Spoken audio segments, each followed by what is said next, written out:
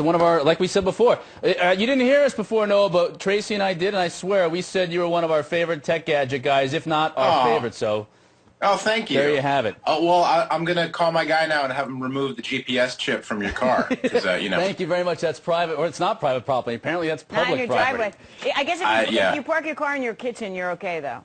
Yeah, I need to, because I just got in the mail the other day one of those red light traffic camera tickets. So, you know, we need to talk offline. I need a strategy for driving, yeah. Well, what is the strategy for Apple for this new event they have? Anytime Apple has any type of an announcement event or any event, period, coming up, there's all sorts of conjecture about what's going to be said. They've got one on the 1st of September, don't they? Yep, they do. It's you know, it's their annual music-focused event. They in the fall, you know, they've kind of rewritten the rules a little bit about when products are launched and, you know, the trade show circuit versus them doing their own events. So the fall event, the September event, has traditionally become about music, which means new iPods, perhaps in addition to other things. So kind of the latest on that is a new iPod Touch that will probably be, you know, have an industrial redesign to make it look more like the new iPhone 4, possibly have that new super high-res display, and then arguably the biggest feature will be at least one, if not two cameras, so that iPod Touch users can do the Apple FaceTime video chat just like the iPhone 4 users can now. And then the other stuff that's being talked about, possibly a new iPod Nano that has a little mini touchscreen instead of the famous click wheel, and then possibly a redesign. Apple has a product called Apple TV, which has been out for a few years, and even Apple admits, you know, it's not, they don't sell very many of them. It's not a very important product to them.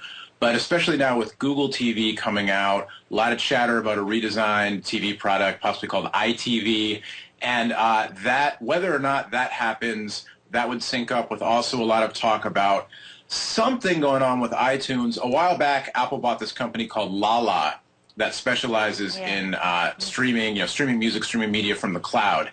And so they haven't done anything with that yet. A lot of speculation about something. For a while, people were saying, I want to use terms like conventional wisdom and smart money, but I don't know if that exists in tech rumors. But people were talking a lot about, you know, some kind of streaming iTunes service.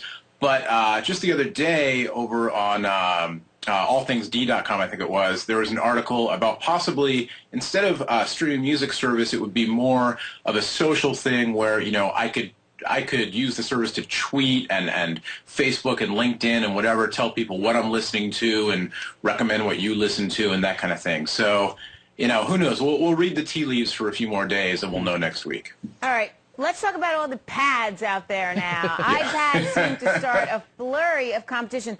I mean, are there any that really can challenge the iPad?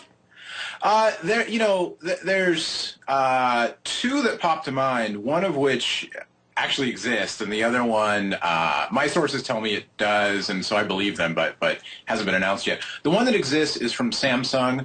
It's called the Galaxy Tab. So they have this new line of smartphones, which, you know, the naming just confuses the heck out of people in America because it's the Galaxy S line, but then Verizon's is the Fascinate and T-Mobile's is the Vibrant and, you know, yada, yada, yada.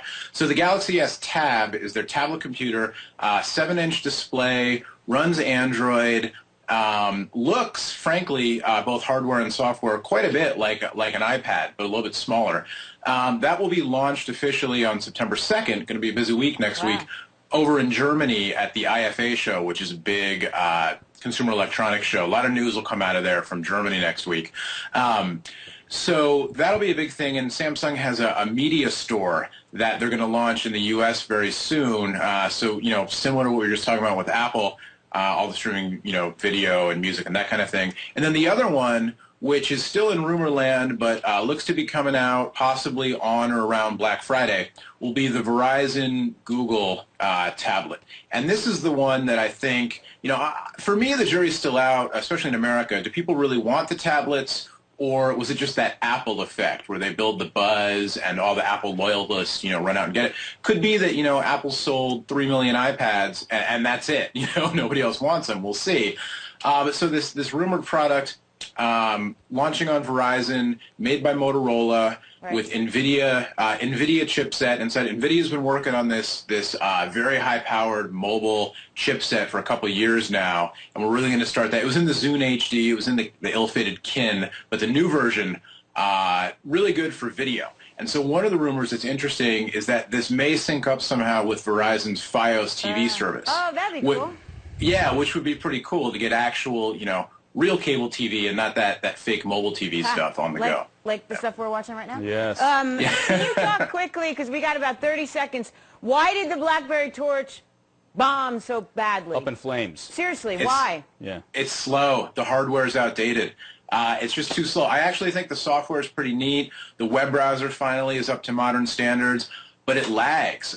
When you use it, just you do stuff and then you're waiting for it to respond. When it works pretty well, but it's slow and RIM's in a pickle right now because the new Android phone, the Epic 4G, the Sprint Samsung Android phone, really can do all the stuff a BlackBerry can. The BlackBerry loyalists will get on me for that, and not quite everything, but it's a lot faster.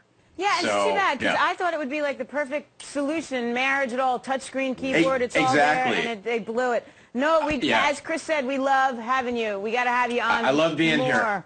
Noah Kravitz, editor-in-chief of PhoneDog.com. And actually, we should get in touch next week, because apparently there's a lot going on. We got Monday, Tuesday, Friday, a lot of big stuff. Yeah. Busy week, busy week. Noah, thanks so much. Have a great weekend.